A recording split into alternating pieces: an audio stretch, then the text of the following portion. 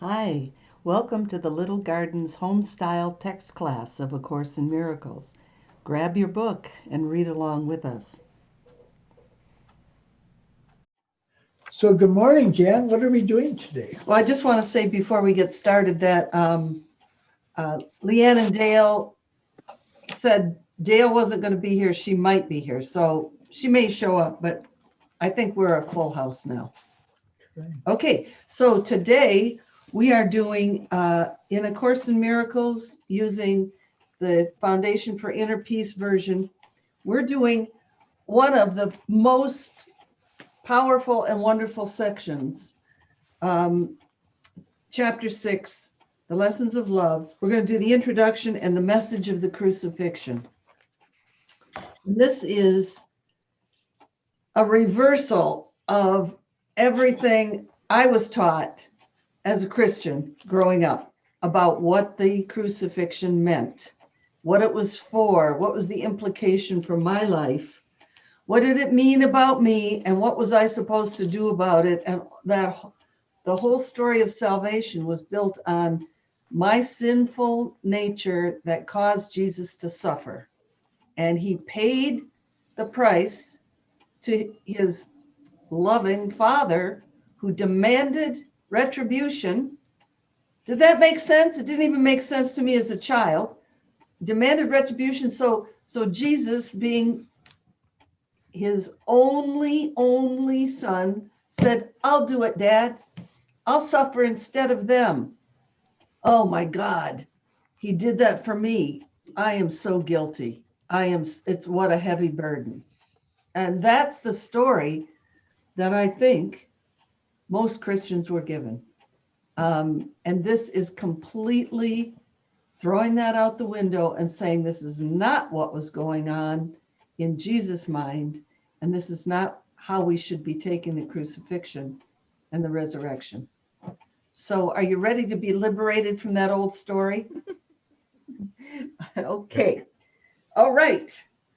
So let's have Connie begin to read. Feel free to make comments anytime along the way, Connie, and then we'll all join in later when we finish with the paragraph. Lessons of love, introduction.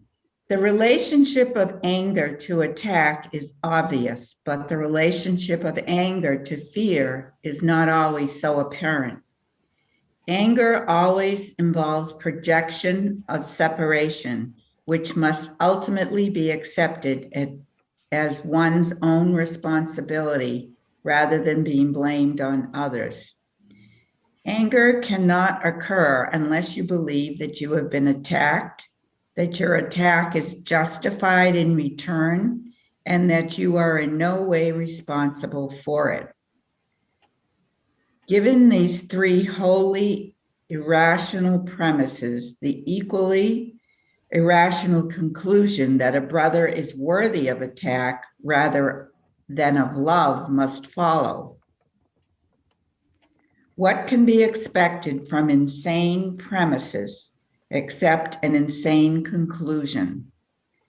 The way to undo an insane conclusion is to consider the sanity of the premises on which it rests. You cannot be attacked. Attack has no justification, and you are responsible for what you believe.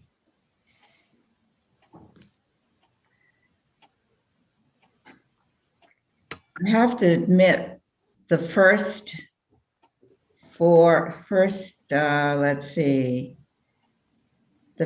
three sentences, it sounded like pretty much the real world, like the world I live in. Yeah.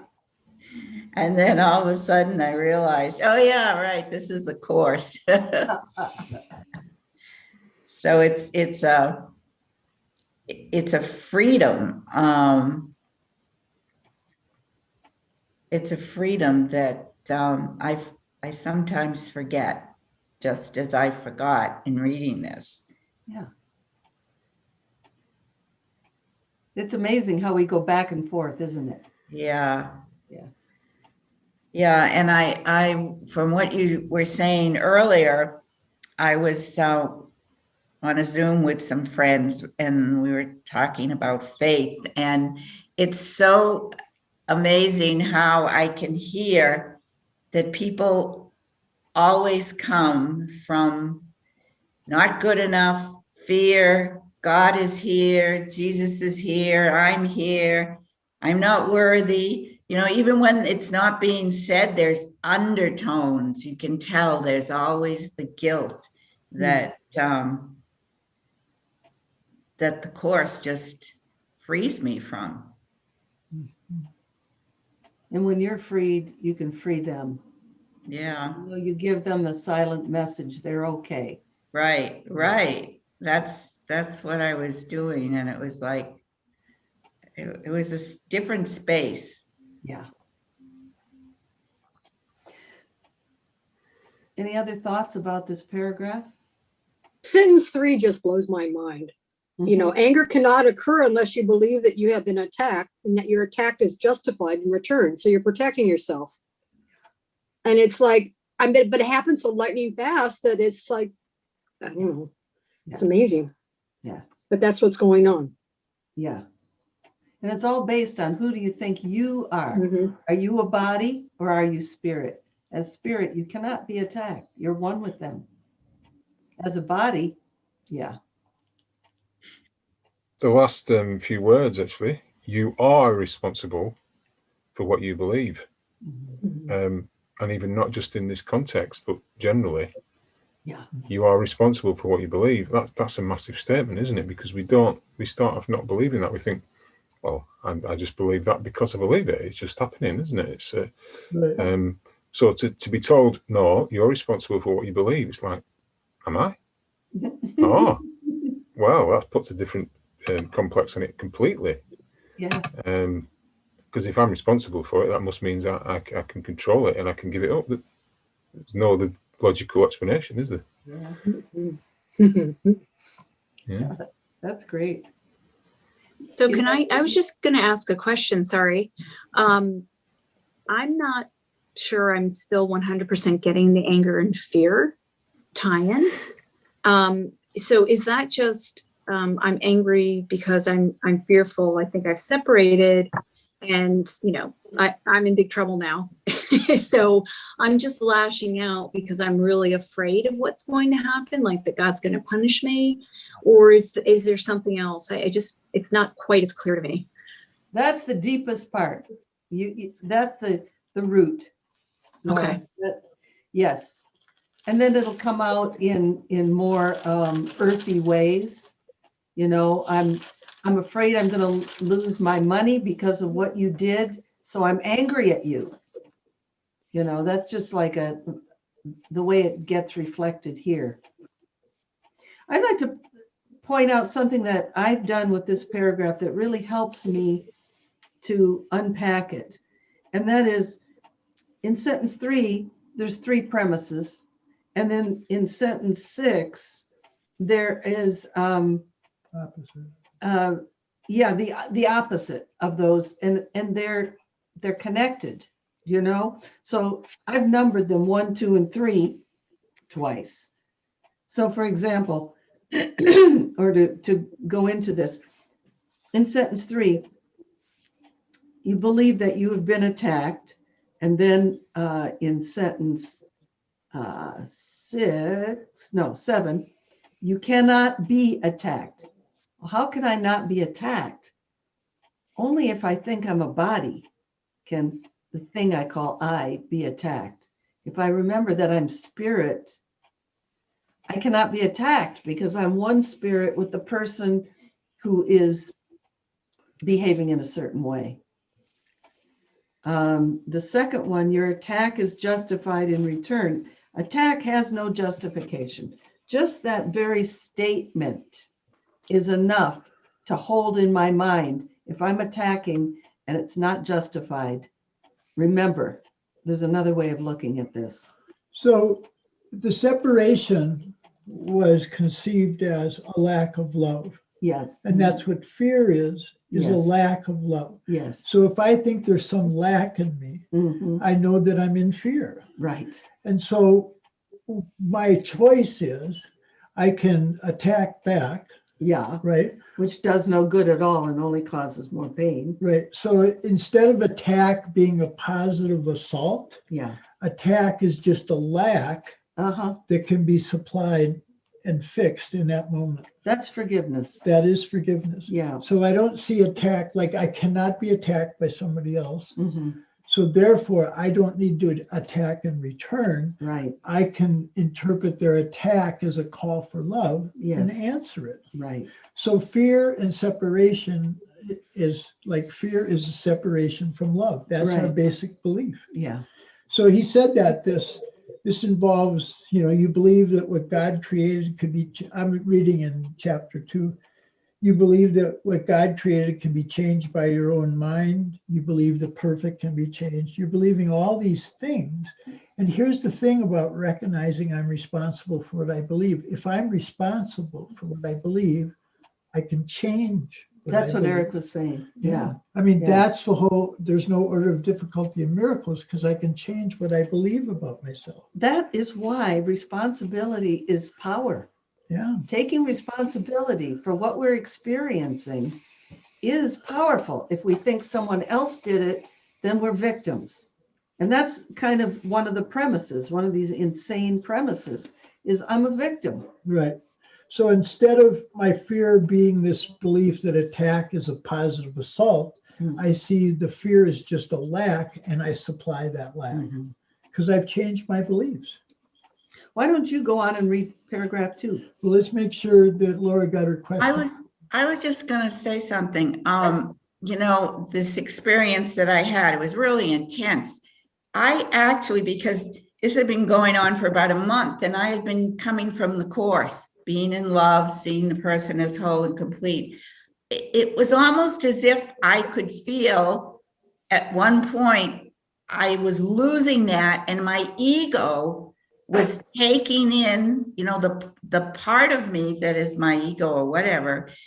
It just started reacting to all that was coming in. And once that happened, it was gone. I was like, I have to get out of here. I just can't, you know what I mean? But it's the first time I've ever experienced being in love and being in the ego and the body so separately. Oh, great. Oh, Yeah, wow. it was really, and even though I was upset and all in ego stuff, I knew it was all ego stuff and I could say what it was. Yeah. Like I had to get away from the situation to kind of let it go. Yeah, and that's fine. Yeah.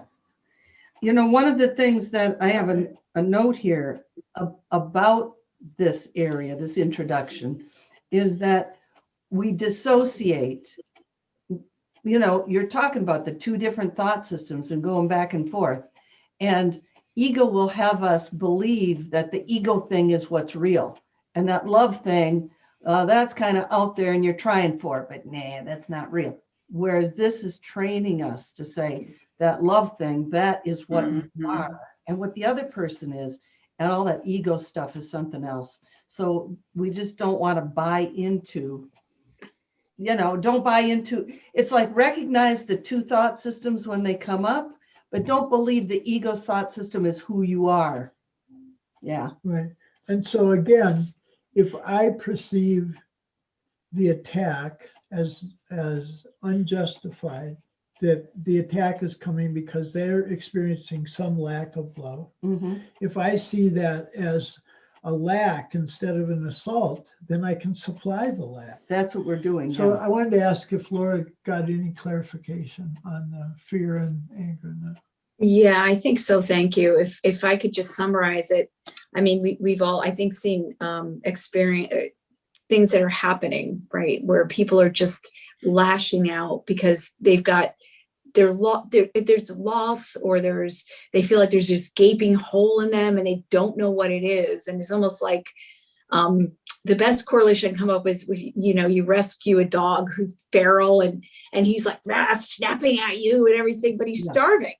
you know, and you're trying to, and once he realizes like, oh, I can trust, and you know, like it's completely different. That's the best analogy I could think of off the That's top of my head. really good. It really is. Yeah. Yeah. Yeah. Both of your sharings was really, all of your sharings were really good. Thank So you. would you like to read too, honey? Certainly. You have been asked to take me as your model for learning, since an extreme example is a particularly helpful learning device. Everyone teaches and teaches all the time. This is a responsibility you inevitably assume the moment you accept any premise at all. And no one can organize his life without some thought system. Once you've developed a thought system of any kind, you live by it and teach it. Your capacity for allegiance to a thought system may be misplaced, but it's still a form of faith and can be redirected. So from these three wholly irrational premises that I can be attacked, that my attack is justified in return, and that I'm not responsible for what I believe or what's happening, that can be traded into I cannot be attacked. It has no justification. And I'm responsible for what I believe. Mm-hmm. And So how are you getting that out of paragraph 2? That was a restatement of paragraph 1. Yeah, well, I guess the idea that it's was kind of what we talked about. If I just see it as one little example of something or one little context, I'm not getting that the ego has a whole thought system behind it. Right. Yeah. It's not just this little circumstance. There's this whole thought system that's just waiting for us to see us being attacked as an assault upon us. Right. Like it really you made me upset. You made me mad. We talked about this morning. Whenever I'm irritated with somebody, Yeah. I'm saying to them, you're making me lose love. And now I'm justified by blaming you. Right. And that's why you can, all these big metaphysical ideas and what's the Eucharist and what is salvation, all that. He's just saying you're upset in this moment and you can change what you believe about yourself and you can offer love instead. And that's by giving it, that's how you have it. And this whole, the only other thing I'd say is he's focusing on an extreme example as a good teaching method. So all of our experiences of being irritated with others or suffering at their hands, those can be returned to gold and be a way for us and others to learn love instead of fear and anger and attack. Great. Extreme examples, that to me is what's so loving about the Course, is that the fact that we're so upset at that moment means we can learn a great lesson. It means we need to learn a lesson. And that we can. Yeah. Boy, I hope the world learns this, and it needs to learn it through me. It's the only way I can change the world is to change my thinking. But attack is so pointless. If I attack someone else because I think they attacked me or are going to attack me, I'm only doubling or, exponentially increasing the suffering in the world. It doesn't do any good, And I'm reinforcing the ego's thoughts. Yes. Right? Yep. Reinforcing this false premises. Yep. Any other thoughts about paragraph 2? I just love that it points out like you are capable of faith because you believe in something already, and you are capable of changing that belief, because there was a long time where I was like, that's just what I believe. I can't change that. And I think I've been taught, through experiences that that's the case. Yeah. And the other thing it makes me think of is I think it's somewhere in the big book of AA around, we have faith that there's atoms and electrons and all this stuff we can't see. So why is the conceiving of God so difficult? I believe that they're, this weather is going to be here in 3 days, but why is that different than saying that God is here and he loves me? It's not. It's just, it's wild. That's great. That is good. Sentence 4, once you've developed a thought system of any kind, you live by it and teach it. Yeah. you don't have any choice. Once you've got that thought system, that's how you're going to live and teach. Right. It's automatic, isn't it? It's Mhm. a result of that thought system. That's right. Yeah. So if we change the thought system, what we live, the way we live, and how we teach other people is automatically changes. It's automatic. Yeah. It's like putting on a costume, you know? Yeah. Everybody sees it. Kathy, would you read the first paragraph of the message of the crucifixion? Sure. The message of the crucifixion. For learning purposes, let us consider the crucifixion again. I did not dwell on it before because of the fearful connotations you may associate with it. The only emphasis laid upon it so far has been that it is not a form of punishment. That it was not a form of punishment. Nothing, however, can be explained in negative terms only. There is a positive interpretation of the crucifixion that is wholly devoid of fear and wholly benign in what it teaches, if it is properly understood. This is what I love about the Course. I mean, it takes the most fearful concepts, the crucifixion of Jesus has just been a huge thing in the history of our world. Yes. And it's like, it's all made up, you know? Yeah. Yeah. Did you really have that experience? Like, remember our friend Brenda, she's a great Course student. She said, even as a little kid, she said, I knew they made up that sin thing. Did you have that experience? That idea that God the Father would want to punish the world for what Adam and Eve did, and that Jesus stood in our place. You know, I don't want to go long into this thing, but I want to just share with you something that I've learned in studying the history of Christianity, because it's one of my interests, like early Christianity, how all the many different books and many different gospels, what some of them said. Only some, you know, we've only got 4 now, but St. Paul interpreted the crucifixion the way we're talking, you know, how Western civilization has taken it. That was pretty much his doing.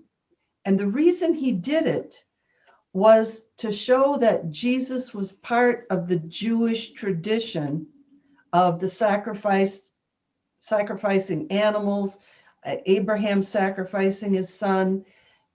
Jesus was part of that tradition so that the Romans, and that's where he was working in the Roman world, would not look on Jesus as a Roman criminal. Now, when you look at it, Jesus was crucified by Romans, right? The Roman soldiers were the guys who did the deed.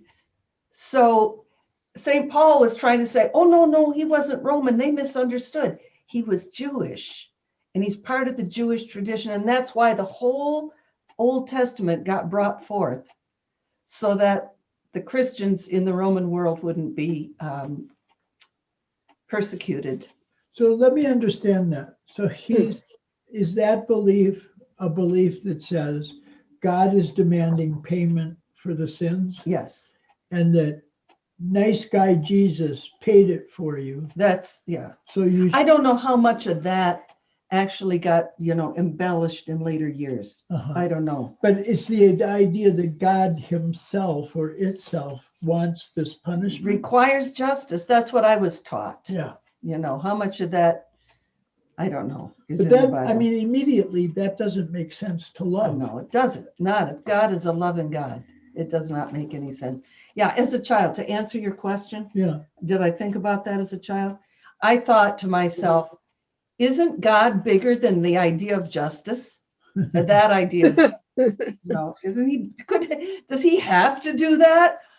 So, who made up that rule? Anyway, let's go on. So 2. Kathy read 2. Yeah. Did you have any other? No, she didn't read 2. She read 1. I mean, one in the message of the crucifixion. Right. So Eric. Okay. You're next, Eric. Okay. The crucifixion is nothing more than an extreme example. Its value, like the value of any teaching device, lies solely in the kind of learning it facilitates. It can be and has been misunderstood. This is only because the fearful are apt to perceive fearfully. I have already told you that you can always call on me to share my decision and thus make it stronger. I've also told you that the crucifixion was the last useless journey the sonship need take, and that it represents release from fear to anyone who understands it. While I emphasized only the resurrection before, the purpose of the crucifixion and how it actually led to the resurrection was not clarified then. Nevertheless, it has a definite contribution to make to your own life. And if you will consider it without fear, it will help you understand your own role as a teacher.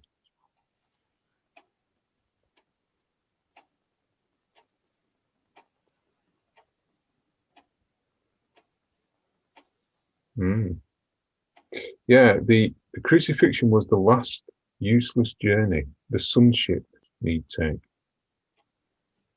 Struck by those words, actually. Would you repeat that, Eric? What'd you say? The crucifixion was the last useless journey the sonship need take.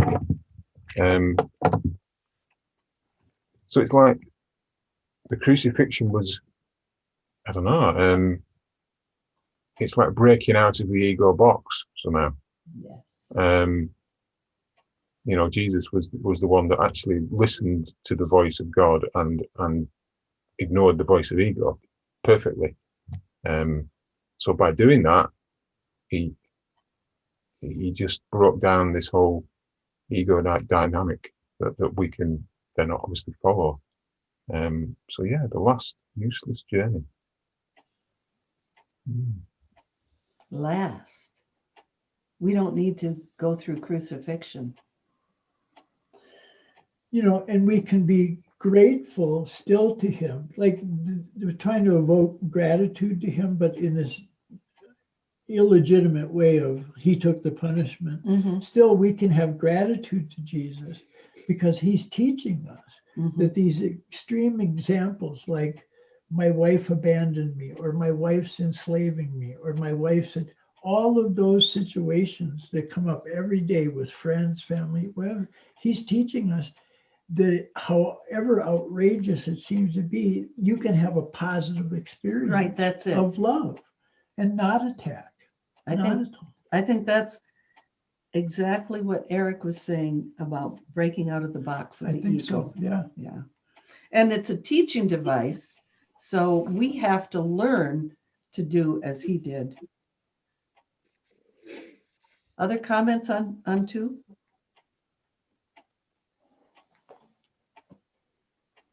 Well, let's have Laura read 3 then. I love this first sentence. You have probably reacted for years as if you were being crucified. This is a marked tendency of the separated, who always refuse to consider what they have done to themselves. Projection means anger. Anger fosters assault, and assault promotes fear. The real meaning of the crucifixion lies in the apparent intensity of the assault of some of the sons of God upon another. This, of course, is impossible and must be fully understood as impossible. Otherwise, I cannot serve as a model for learning.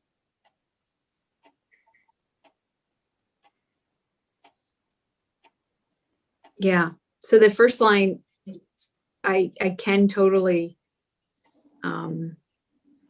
relate to that, but as we're reading it, it feels so petty.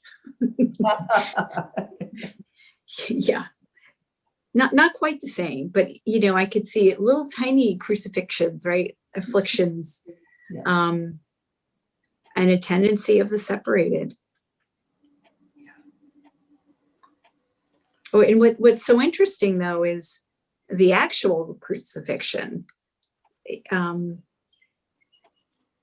I guess what was I going to say about that? Well, he would not have done that to himself, or would he have? I don't know, I guess. But I think there was a whole other teaching he meant to have around that, right? So yeah, I think it's like a vicious cycle. You know, projection is anger. Anger fosters the assault, and then it promotes fear, and then it starts all over again. Right. Yeah. So Yeah. does that answer that 3:3? Does that answer that in paragraph 1, sentence 1, the relationship of anger to attack is obvious, but the relationship of anger to fear is not always so apparent. Mhm. So fear is a lack of love. Yeah, so the assault promotes fear. And like Laura said, there's a vicious cycle because we wouldn't project our anger unless we were afraid. Right. Endless feeling lack. It's like, oh, God's going to get me. No, it's your fault, right? So we have to project it. And then I'm going to punish you. But then the third one, assault promotes fear. I'm angry at you. Oops, you're gonna hurt me. So it's like, keep on going round and round in the ego's thought system. And Eric, go ahead. I have a question. So is it like that the crucifixion belief in that whole scenario kind of sets the tone for a whole way of being and living? You know, life is hard, I'm suffering, I'm unworthy. I never thought of it that way, that the crucifixion really does Yeah, set the context for living. it does. It Yeah. for does. Christians. And Yeah. then your suffering helps to pay the price, like Jesus' Right, suffering right. paid the price according to the dogma. And he's saying there was no price to be paid. I was there to teach you something. Where did Yeah, it's so contrary to, they say God is love. And it's like, oh, this doesn't make sense, Exactly. Yeah. When I addressed Eric, I want to finish that because you're probably saying, what you said last week, I really loved about how hamster wheels don't have a motor. Yeah. The one who's promoting this vicious cycle is me. Yeah. Mhm. And you could notice that sentence 3 is a recapitulation again, or an amplification of those 3 pieces that we saw in the first paragraph. So, right, he's trying to clarify the real meaning of the message of crucifixion. Right? Mm-hmm. That the real meaning lies in the apparent intensity of attack. Mm-hmm. And so our job is what? He's telling us this is your job, is to realize this is impossible. And that is the work of the whole, for me, I'll just speak for myself. I can't just look at that and say, oh, yes, of course, it's impossible for one person to hurt another. I have to retrain my mind to recognize I'm not what the ego's thought system says I am, a body, a history, a self-concept, a personality. I am spirit, one with all. When I recognize that, it's impossible. And little by little, we go over to that side through the course's training to recognize what's real and what's not real until we do recognize it's impossible for anyone to hurt anyone else. So if I can begin to accept on faith and belief that I really can't be attacked, then in the last sentence he says, if you get this, I can be your model for learning. Yeah. And I did not respond with attack. Right. To the attack upon me. I did not respond that way. Right. And you don't have to. Right. Mm-mm. Right. Okay, let's see where we are. Who was the last reader? Whose turn is Eric it? read, so we're on 4, and that would be Connie. I read 3. Oh, right. You read 3. Okay, then Connie, can you read 4, please? Assault can ultimately be made only on the body. There is little doubt that one body can assault another and can even destroy it. Yet, if destruction itself is impossible, anything that is destructible cannot be real. Its destruction, therefore, does not justify anger. To the extent to which you believe that it does, you are accepting false premises and teaching them to others. The message the crucifixion was intended to teach was that it is not necessary to perceive any form of assault in persecution because you cannot be persecuted. If you respond with anger, you must be equating yourself with the destructible and are therefore regarding yourself insanely. This is what I love about the course. Yes. Yeah. It's paragraphs like this, it's just, it's, And then we can laugh about it. yeah. It's like laughing at ourselves, because we believe this folly Yeah. rather than what's true. Yeah. So remember the introduction, or is it called the introduction to the course? Yes. Nothing real can be threatened. Who you really are. Right. Nothing unreal exists. These bodies are thought forms. They're not real. Anything destructible is not real. So don't worry about it.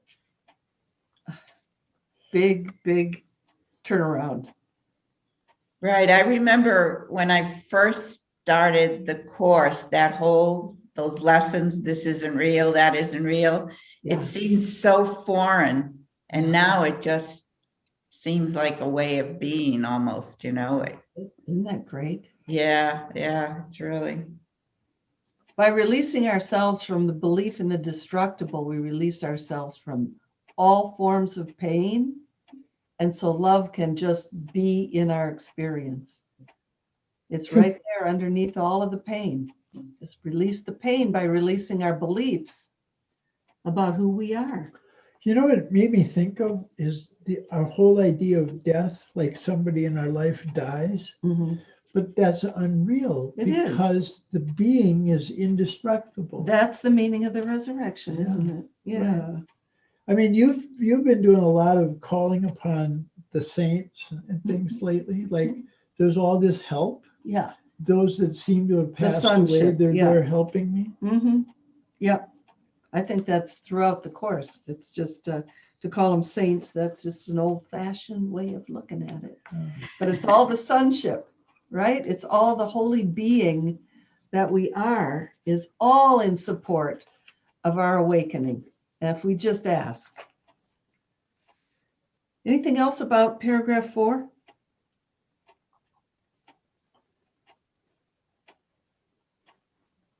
It's pretty intense here. The destruction of the body, therefore, does not justify anger. Oh, really?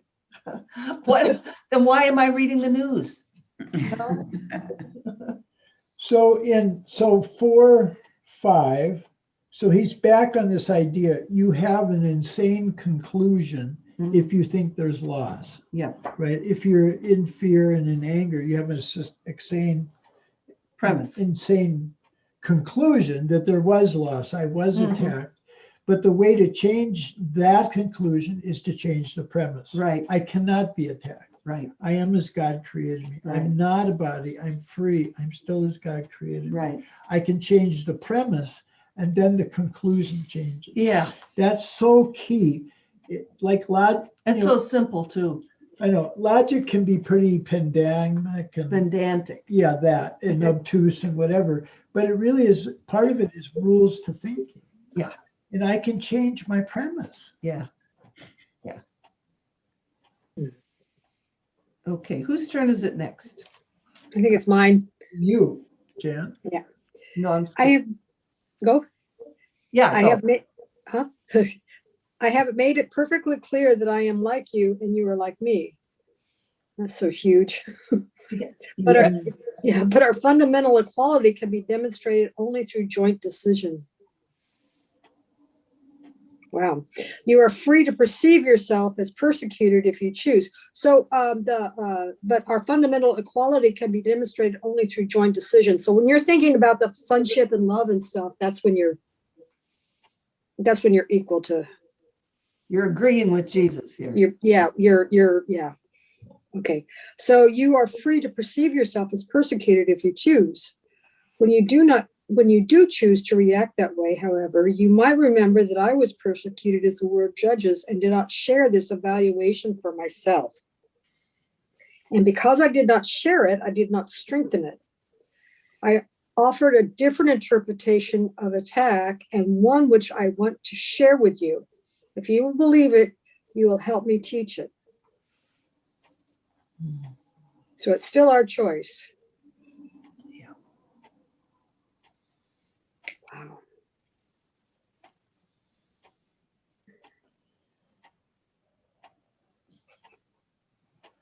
So isn't that the injunction to us on 4? He said, because I did not share this worldly evaluation that I was attacked, then I was able to give another positive interpretation. And you can do this too. Yes. Your joint, like he said, I will lead you back to this choice for the atonement that you can make, like I did. And that, that reminds me of what we read last week. At the very end of chapter 5, go back to the point at which you made the decision to be in pain and ask for another way. Yeah, right. Return your thinking to the point of departure from love. Yeah. That might have been a minute ago or 50 years ago or whatever. Yeah. My thinking to change, I can see that I can change my premise. Yeah.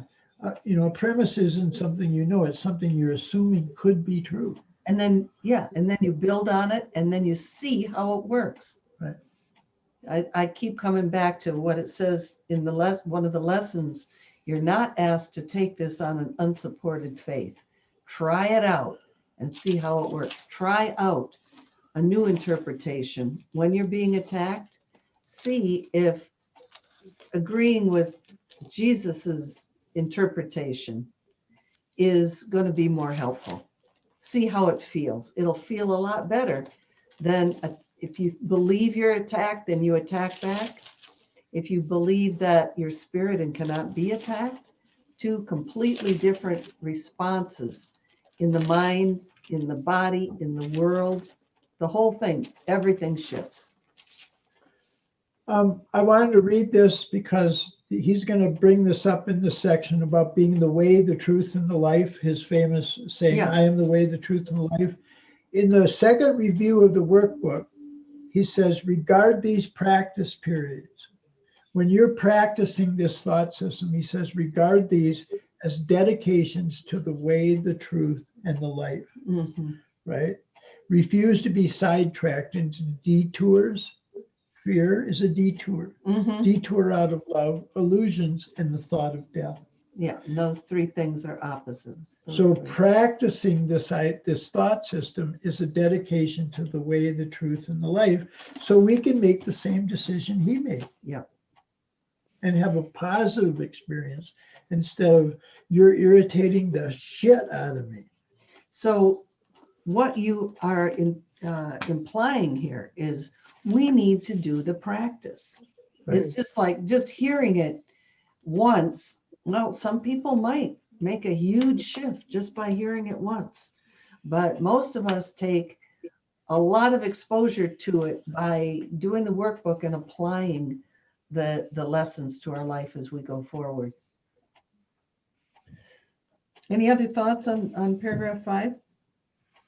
I was just going to ask a question on sentence 4, because he seems to be speaking again about if I give an idea away, it grows. And he's actually saying because I didn't share the perception that I was persecuted, it didn't strengthen.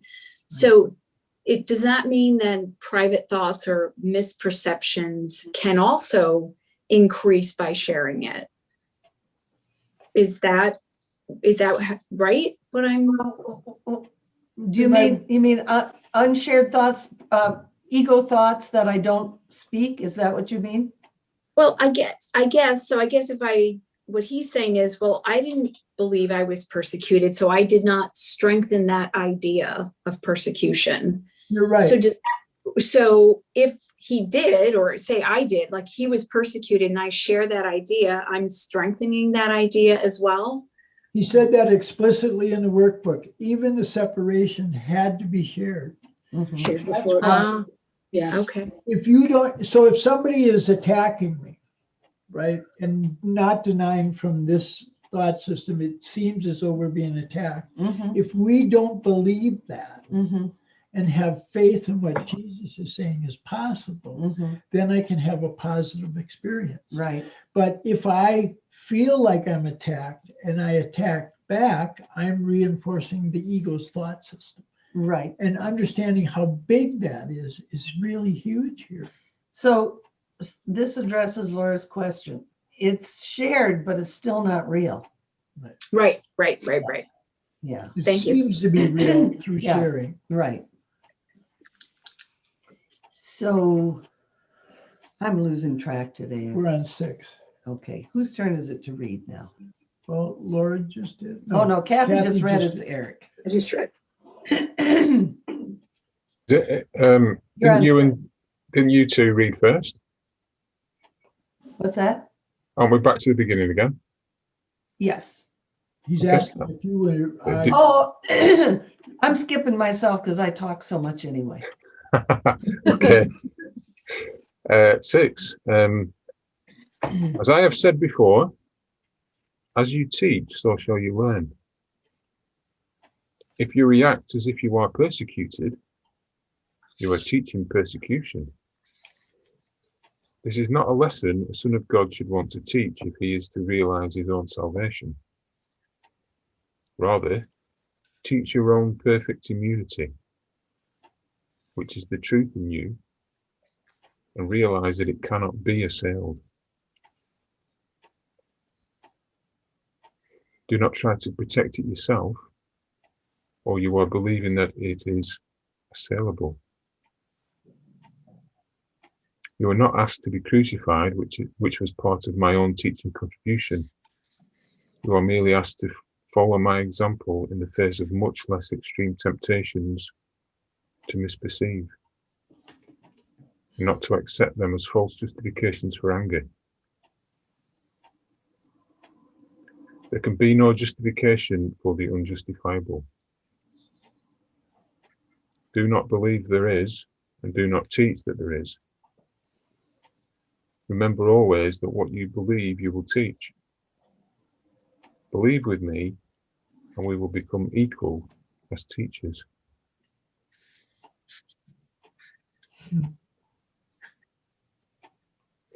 So, teach your own perfect immunity and realize you cannot be assailed.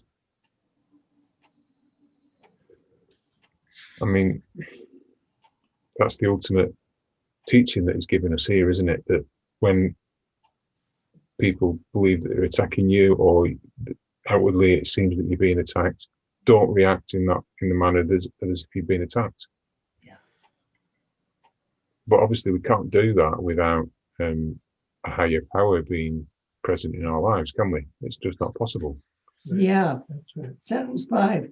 Do not try to protect it yourself. Don't try to do it all by yourself. Yeah. Yeah.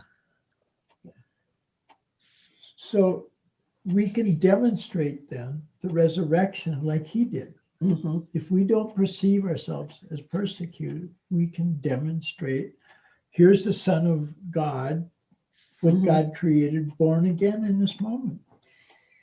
You know, it just keeps on telling me, don't keep thinking of yourself as a limited individual separate being, Right. defined by a body. Think of yourself as part of the sonship. And then you will not be asked to be crucified, because only that ego stuff, that body identification, can be in pain. Right. the Son of God, the one self we all share. Pain. So that was the big one, like we talked about when like Brenda was younger, she said they made up that sin thing. That's like even the reasoning of a child says that can't be love, asking for punishment. I mean, Right. how could that be true? Right. It makes no sense. I'm personally very encouraged by sentence 6 and 7. You are not asked to be crucified. Oh, good. Which was part of my own teaching contribution. You are merely asked to follow my example in the face of much less extreme temptations. Those, you've reacted for years as if you've been crucified. Temptations to misperceive and not to accept them as false justifications for anger. I also want to address something that Eric mentioned, and that is we're being asked not to react as if we are vulnerable and persecuted and all that, but we have to go back to the thought, the premise, the belief. Otherwise, if we believe we are, but we try not to react, we're just going to be in conflict ourselves. Remember how very early on in the text it said, if you act one way and you're thinking another, you're setting yourself up for inner conflict, and that is ego. So, we have to change our thinking. We, little by little, as we do the course, as we read, we change our mind, we're exposed to these ideas, and then we do the practice in the workbook. We change our mind about who we are, what we are. Yeah, I mean, he's very clear in that last sentence. Believe with me. Mhm. Like we know I can entertain beliefs and then I can reject some I can attain. So I can Mhm. hold as a belief. I know I can do that. I'm Right. free to do that. Yeah. And he's saying, if you hold this belief with me, you're going to be able to demonstrate Mhm. the resurrection. You demonstrate the one child of God that love created. If I believe with him. Don't you think that's shocking? Believe with me, and we will become equal as It's teachers. completely, Huge. because that's saying, Really? Okay. It's like, let's not fight. Let's not fight Jesus. He's our teacher. But it does seem pretty magnificent. well, pragmatically, practical speaking, doesn't it mean in any situation I'm in, Yes. I can demonstrate love. Yes. I can demonstrate forgiveness. Yes. I don't have to feel victimized. That's right. Yep. Isn't it the equality because it's the Holy Spirit that's doing both? Yes. Yeah. Yes. Thank God. Yeah. All we have to do is get our grievances out of the way, and Holy Spirit moves through us.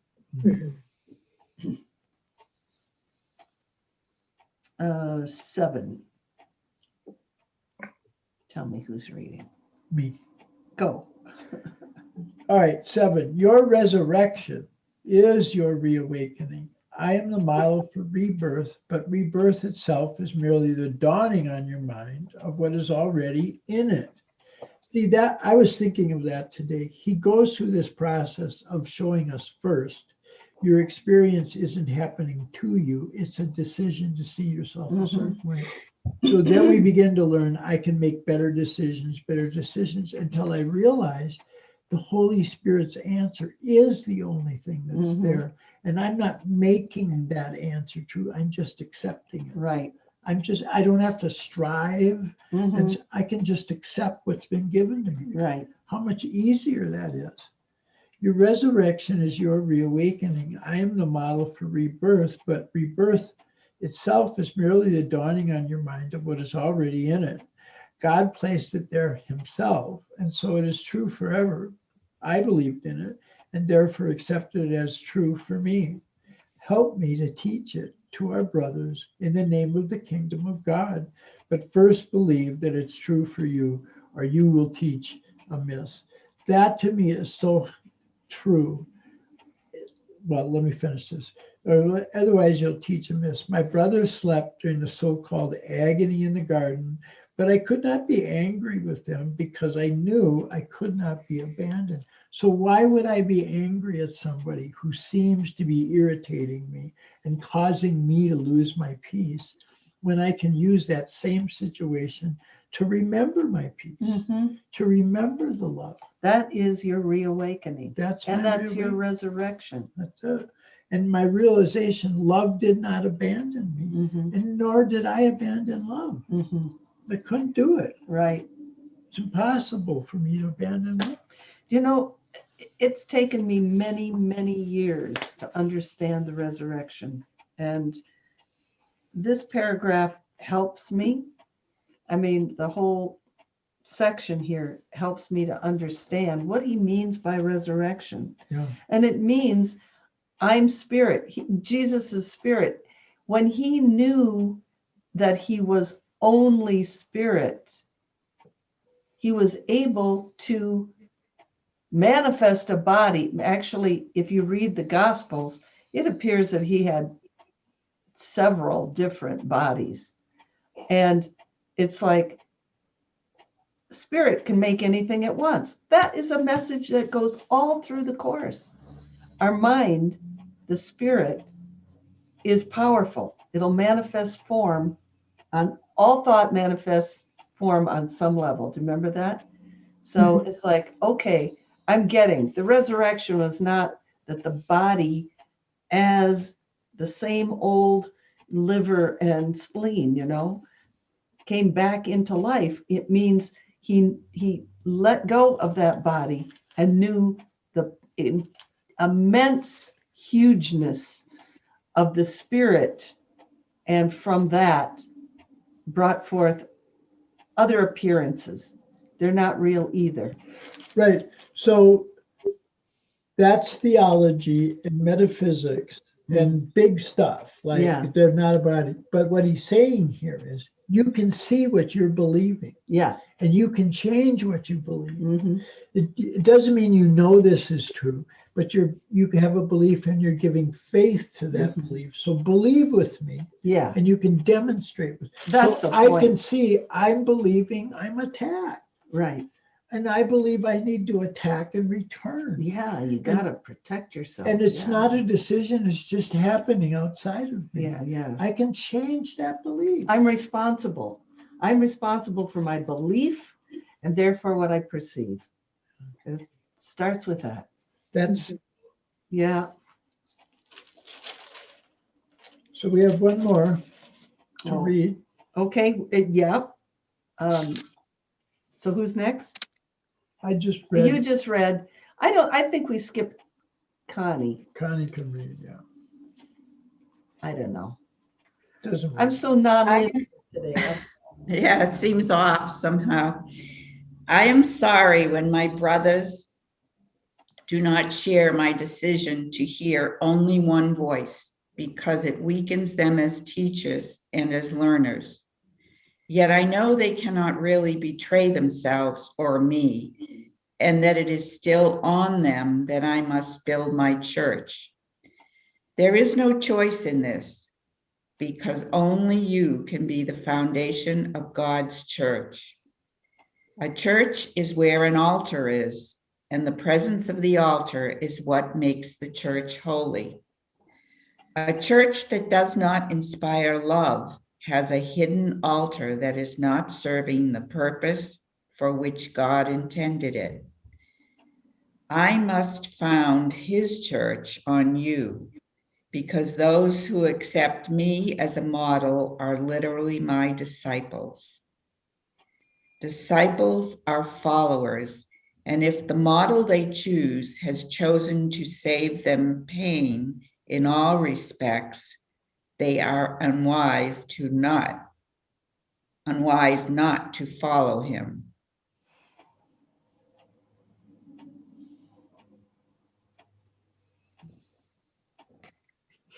What are you laughing at? It's like, well, do you want to be in pain or do you want to be out of pain? Yeah. What would you like?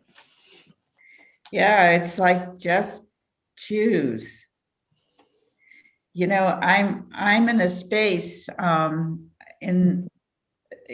course is all about changing my mind, right? Mhm. And I'm, you know me, I'm always into it's my brain and all that. And I'm thinking about last night we celebrated a birthday, and you know, my grandson has diabetes. So it's been what, a week, 2 weeks? We have totally changed our way of looking at food and celebrating. And, you know, we come from the Italian thing of food, food, food.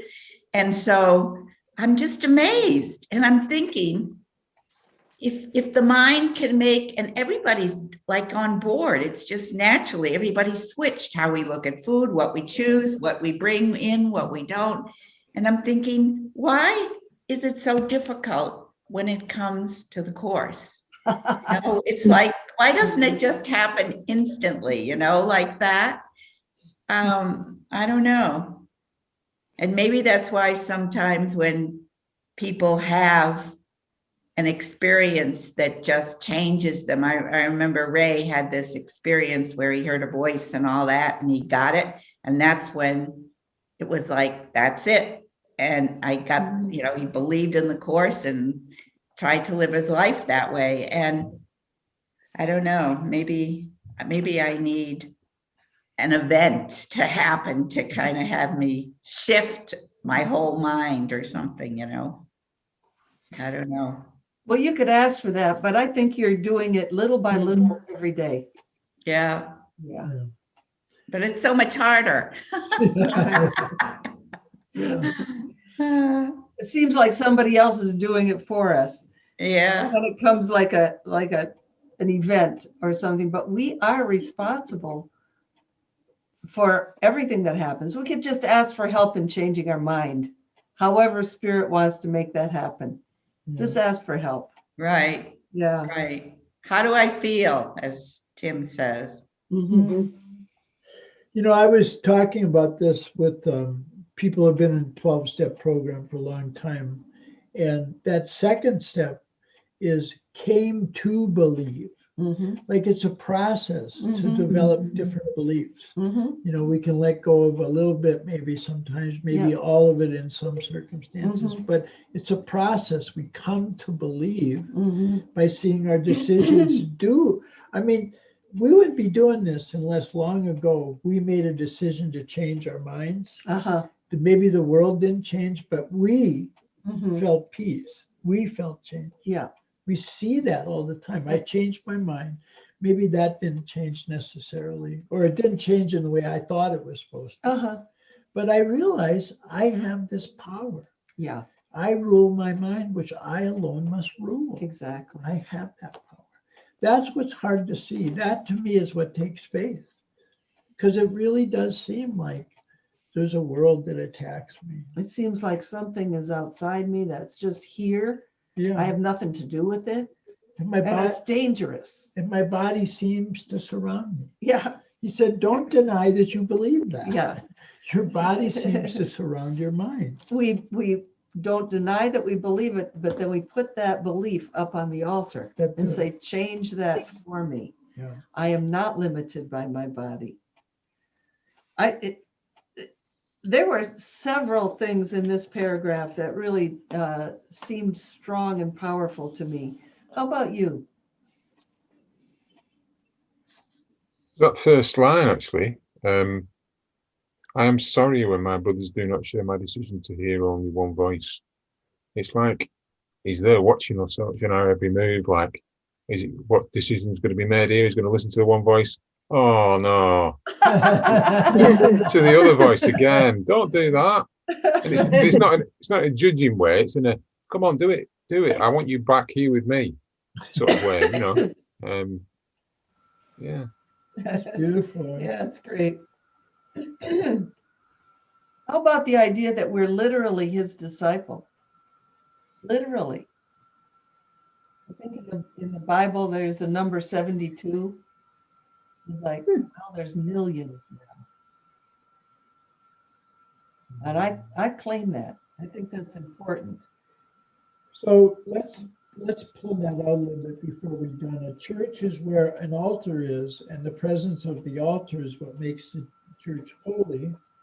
A church that does not inspire love, in other words, my devotions, does not has a hidden altar that's not serving the purpose for which God intended. So this hidden altar is our devotions to our ego identity. And we're not seeing that I'm just believing this about my identity. And I can change what I believe about myself. Yeah, and I kind of took that church talk, some of this, as like literally talking about churches in the world. That's how I interpreted this. So the presence of the altar is what makes the presence of the devotion is what makes the church holy. But a church that does not inspire love as a hidden altar. So if a church is inspiring fear or guilt, the church I was raised in inspired fear and guilt, and love also. But the church, he's founding his church on us, and even if we're not perfect, we're still the foundation. That's really good. It's like we don't have to be perfect. We're learning. We've been saying that. What I came to learn is not what I'm expected to know. That's what you came for, is to Right. learn this. So just make another choice. Right. I can't understand you. Is anybody else having a problem? Yeah, your audio's Yeah, it's going really, off. really strange. Really? Mhm. Okay. Yeah, just the last conversation. Well, maybe it's time for us to close up. Let's just say, let's just look at sentence 7 as a closer. Disciples are followers, and if the model, Jesus, they follow has chosen to save them pain in all respects, they are unwise not to follow him. So let's try to learn this and live by it and have a more joyful, pain-free life. Amen. Sounds good. Sounds good. Really good. Thank you so much. I really enjoy being with you guys on Sundays. Yeah. Thank you.